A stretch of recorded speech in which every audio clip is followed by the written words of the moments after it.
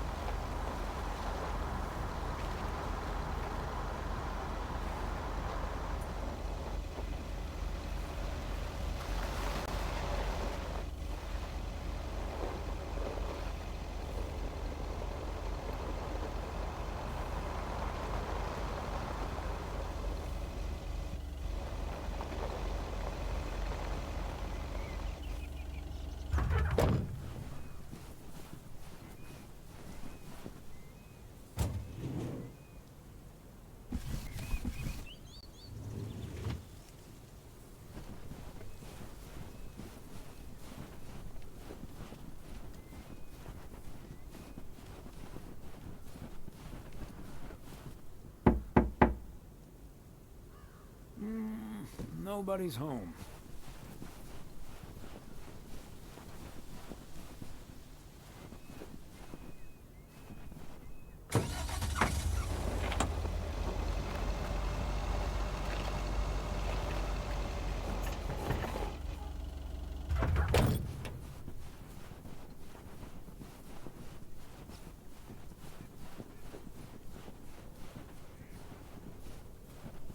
Another satisfied customer. Unless it's bills.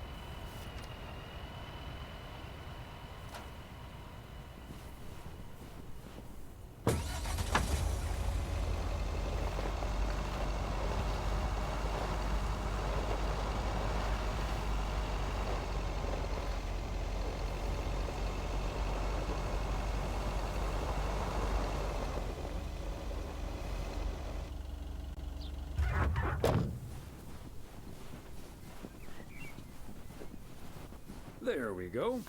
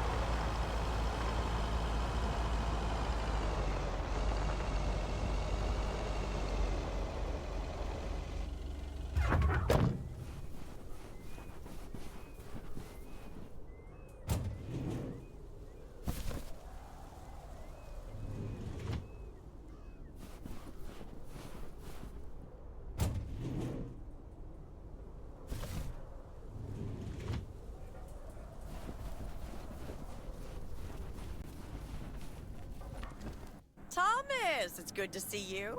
Thanks again for the little chat we had yesterday evening.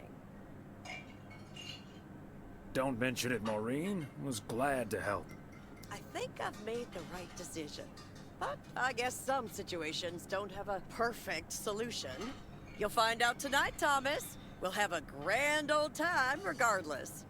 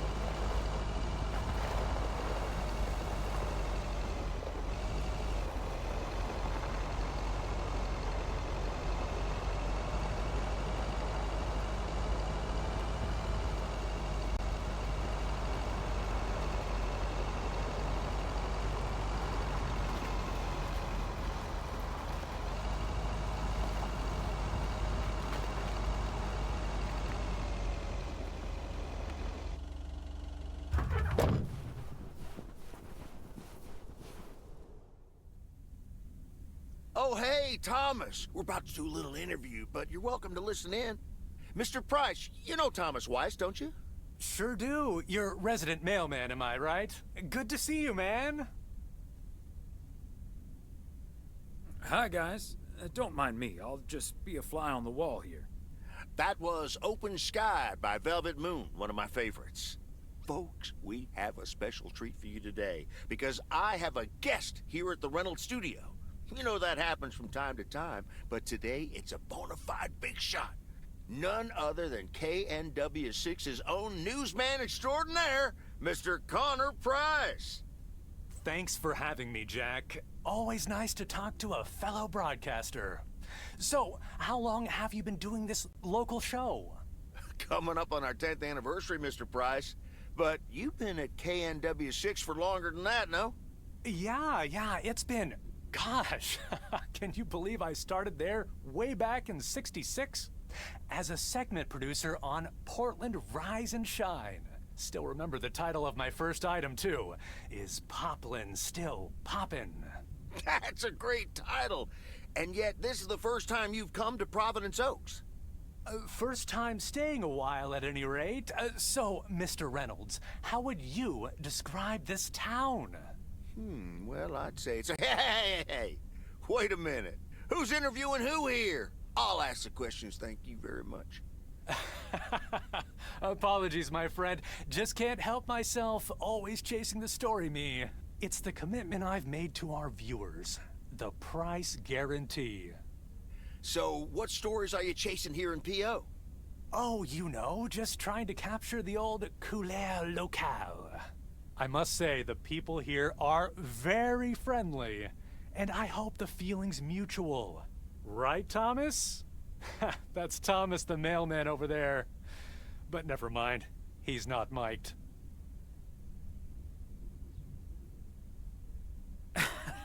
Yes, and no, I'm not. You don't say. Because we happen to have a little section called PO Positive or Pet Peeve. You might have heard of it? Can't say I have, but I do like the alliteration. Well, Lucinda Boyle called in a pet peeve yesterday, saying you were quite rude to her when she asked you for an autograph. Well, I'm sure that was a misunderstanding. See, I must have been on a really tight schedule, because otherwise I'd do anything for a fan. That's... The price guarantee, right? Sure. Anyway, we'll be back with Connor Price, KNW 6-star reporter, right after this. What the hell, Jack? Ambushing me like that live on air? Relax, just joshing you a little. But I'll let you plug the heck out of this Oregon Trail thing you're filming. How's that? We'll make sure everyone in town fully cooperates with your crew in the home stretch. Well, speaking of the home stretch, I better get back to my job as a serious broadcaster. It's been real, pal. Can you believe this guy? Sheesh.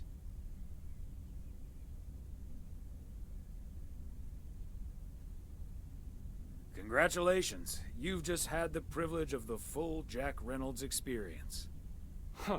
That's the thanks I get for stopping by amateur hour. Ha! Sorry you had to witness that, Thomas. Made for good radio, though, while it lasted anyway. I'll see you at Moe's tonight, yeah? You don't want to miss what Frank's been cooking up. Can't wait. See you there.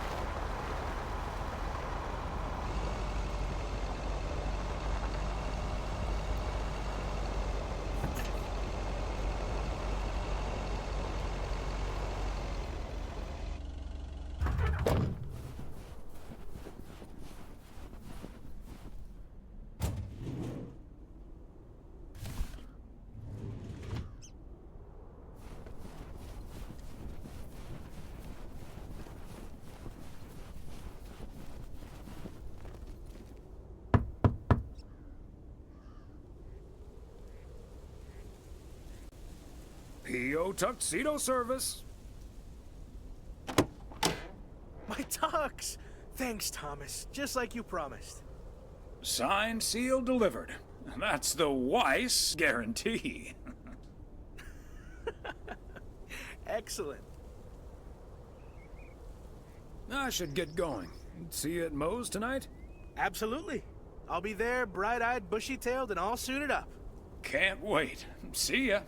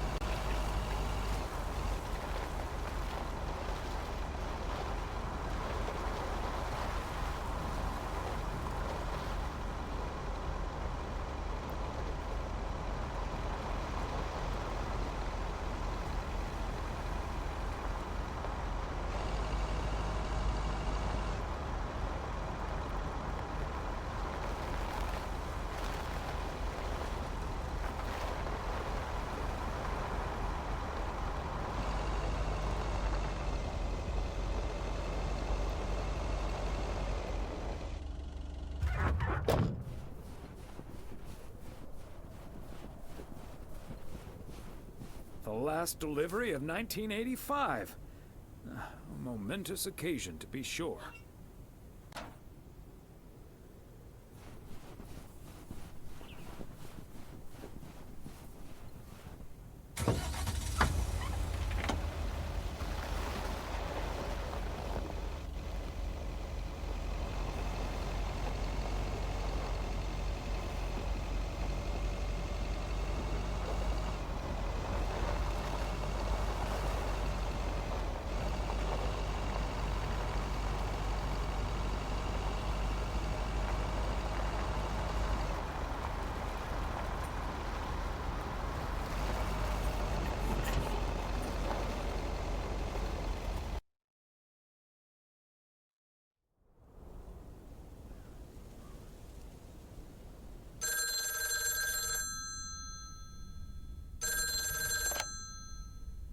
Hello?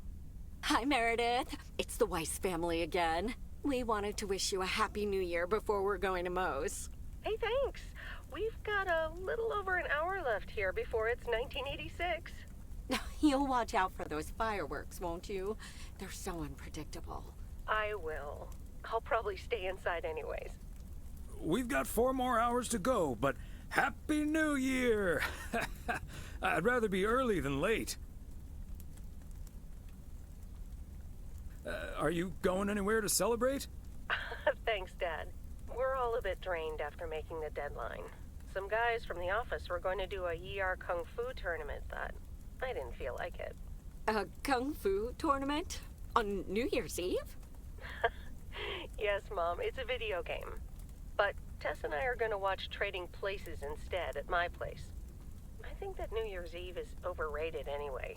People seem to think it must be the best night of the year, but all you usually get is a lot of drama and a solid hangover. My New Year's resolution was not to make a big deal out of New Year's Eve anymore. And it looks like I'm not going to break it. But don't let that ruin your evening.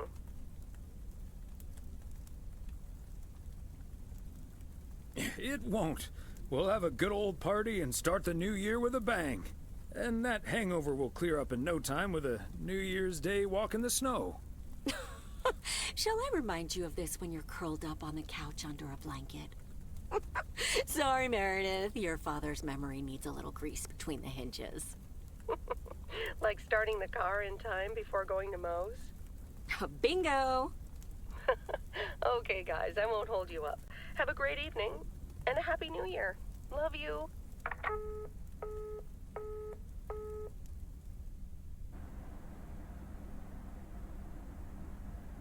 My beautiful people, may I have your attention for half a minute? First of all, welcome to Moe's. We're excited to celebrate the last few moments of 1985 together with you. It was quite an undertaking to host this New Year's Eve party, and a costly one at that. So, if you feel inclined to end the year on a generous note, you know where the tip jar is. We've got snacks and drinks aplenty, so I'm sure that even the grumpiest so-and-so will be able to have a great evening. Thank you all for coming. Cheers! Well, if it isn't my favorite KNW6 news team. And our favorite PO postal worker. Right, Gabriel? Indubitably. That means, for sure, I have one of those word of the day calendars. There we go. Champagne for my real friends and real pain for my sham friends. Hi, Connor. So, is the segment on Providence Oaks in the can yet? Almost, my friend. Still have to shoot the countdown to the new year. Hopefully that gives us the ending we need. I've been promised a spectacle. Easy on the alcohol there, Connor. We still need you on camera. Can't have you slurring your words. Slurring my words? Whatever do you mean, Ilsa? Quit fooling, you guys. It's getting close to midnight. Let's set up and get ready. Showtime. Okay, getting into character. See you on the flip side, mailman. Hi, honey. There goes that Connor Price. Would you believe the motel had to custom order a blow dryer just for him? He tipped generously, though. Oh, is that Beth sitting over there? Let's join her. Good evening, my dearest of friends. Almost time for Auld Lang Syne, eh? Did you know that Auld Lang Syne was written down by Robert Burns in the 18th century? And that he based it on an old Scottish folk song? He wrote it to a different melody than the one we sing today, but I have to say, I do like this version. And it's often sung after a special dinner where haggis is served, would you believe?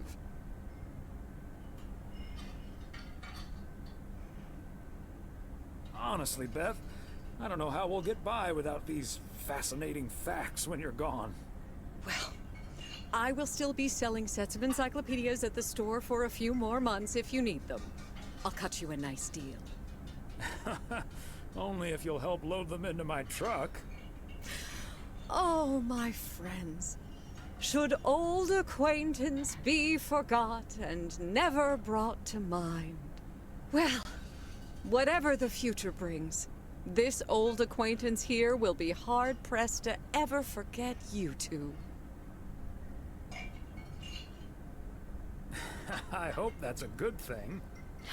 I'm sure we're memorable in a good way. So are you, dear Bethy. And like you said at Christmas dinner, even if the reasons for change are sometimes out of our hands, let's focus on the new beginnings that come along with them. And what better time for new beginnings than New Year's Eve? Attention, folks! It's showtime! If you want to see the biggest fireworks show west of the Rocky Mountains, you better be standing outside in about 10 minutes. That's my cue. From a little spark may burst a flame, as Dante once put it. But I need to visit the ladies' room first, or I'll turn into a pumpkin. See you outside. Isn't she marvelous? I'm so happy for her, but I am going to miss Bethy. So will I.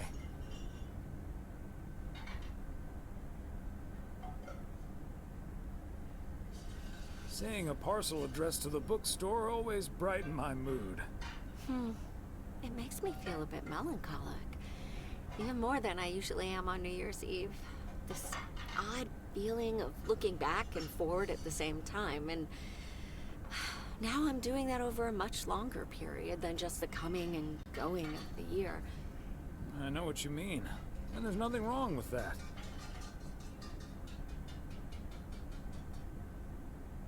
It's good to have something to look forward to. And we sure have something to look forward to, don't we? I guess that's what's most important in life. But let's enjoy the here and now instead. Our wise and beautiful daughter just taught us not to demand that this should be the best evening of the year. But we're allowed to try it, right? So this is where my speech ends, my dear husband. And now I need a glass of champagne. I'll drink to that, and to you, and all the good things the new year will bring us. Maureen, I need champagne. For me and my beautiful wife. You got it, sir. Just grab your glasses and join me in the bottle outside. It's less than a minute now.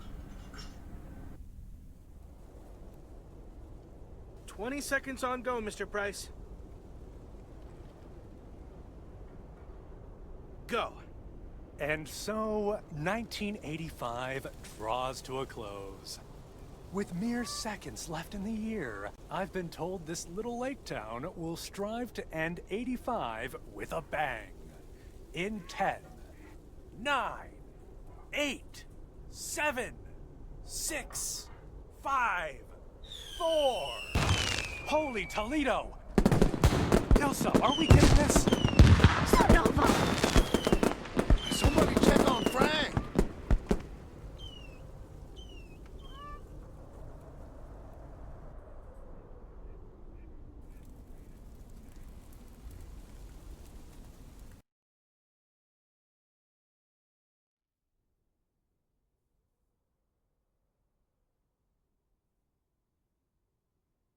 That sure sounds like a delicious eggnog recipe. Hurry up, dear. It's coming up next. Yes, don't get too excited now. It's just a preview, remember? And now, a man with a very special New Year's resolution. And he's going to tell us all about it. Isn't that right, Sybil? Absolutely, Bob. It's none other than our roving reporter, Connor Price. Connor, my dear, where in blazes are you? Well, Sybil, I'm in beautiful Providence Oaks, wishing you and Bob and our viewers a joyful 1986. And as for my New Year's resolution, Bob, why, it's my very special price guarantee to all of you that I will be sharing gripping tales and intimate portraits from all over Oregon in an all-new series of special reports on small-town America. Part 1 will air tonight at 8, right here on KNW6. And it will be all about the gorgeous little lake town where I was fortunate enough to spend the waning days of 1985. Here, let's take a look at an exclusive sneak peek. Providence Oaks, an idyllic town by a lake just south of Melville. It's where this reporter counted down to 1986. And although, unfortunately, the fireworks started a little early, so we didn't quite manage to catch them on tape. Take it from me, it was quite the spectacle, courtesy of postal worker Frank Coleman. Just a faulty batch of leftover 4th of July material, I guess. Not mine, anyway. No siree. But I'm all right, folks. Really, everyone can stop calling me at home. I'm A-OK. And perhaps that encapsulates the true nature of Providence Oaks, or P.O., as it's called by those who know and love it. It's a town where, even when things don't go as planned, folks will be all right and A-OK. It's just, we help each other out, and there's nothing we can't fix. A town where first impressions can be deceiving. This town may look sleepy from the outside, but trust me, there's always so much stuff to do and take care of. Ugh. A town where generations have grown up. It's a great place to raise kids, and also a great place to have been raised as a kid. Myself, I mean. Back when I was a kid, being raised here. Was that okay? A town where patience is still a virtue. To be honest, I'm not entirely sure if this is where I'll find what I'm looking for, but I do know I can keep looking here for as long as I want, and that feels great. A town full of unique individuals that, deep down, have more in common than you'd think. The average Providence Okian probably doesn't exist. We do tend to keep to ourselves until someone needs us. Then we show up. Always. A town you can't help but love. I just think it's the best place in the whole wide world. Sue me. And where everyone has a story to tell. To me, it's all about the people. Because... Yes, well, leave it to the mailman to say it best. This is home. Indeed. Providence Oaks, like so many other places in our great state of Oregon, is a small town with a big heart. This is Connor Price, KNW6, P.O.